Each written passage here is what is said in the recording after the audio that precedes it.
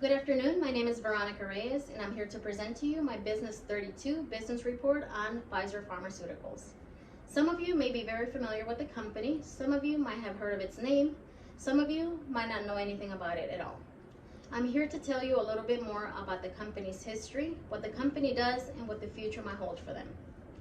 Pfizer was originally founded by German cousins Charles Pfizer and Charles Earnhardt in 1849.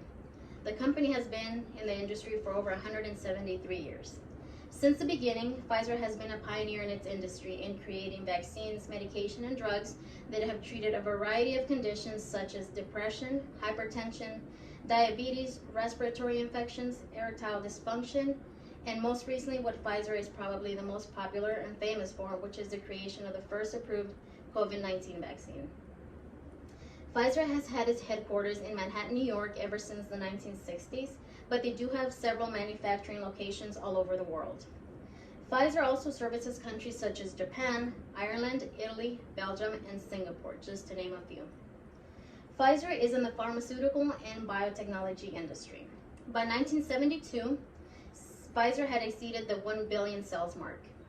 52% of Pfizer's revenue comes from the United States, and 58% of its total revenue comes from their vaccines and the sales of their products through pharmacies, government agencies, clinics, and hospitals.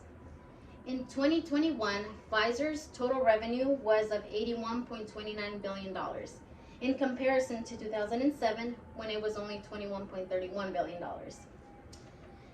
As it's true with every industry, Pfizer has its fair share of competitors.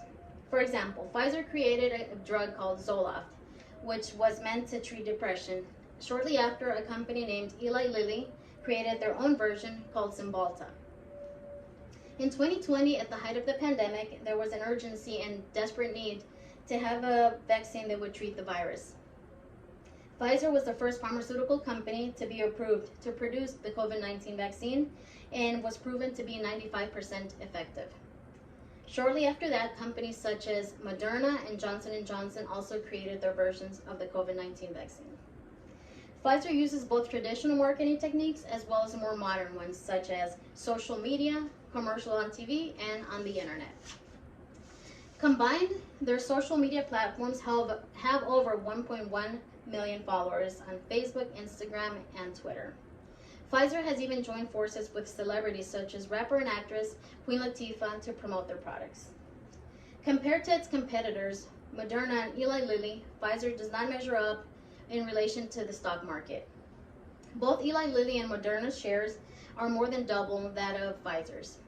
Pfizer's shares are only around $50 a share, compared to Eli Lilly, which is $322 a share.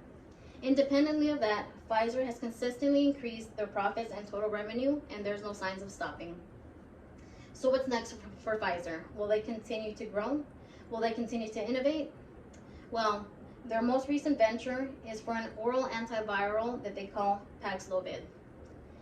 This will prevent hospitalizations in patients who have tested positive in COVID-19. It's proven to be 88% effective, and it is the most effective if taken within 5 days of experiencing the first symptoms.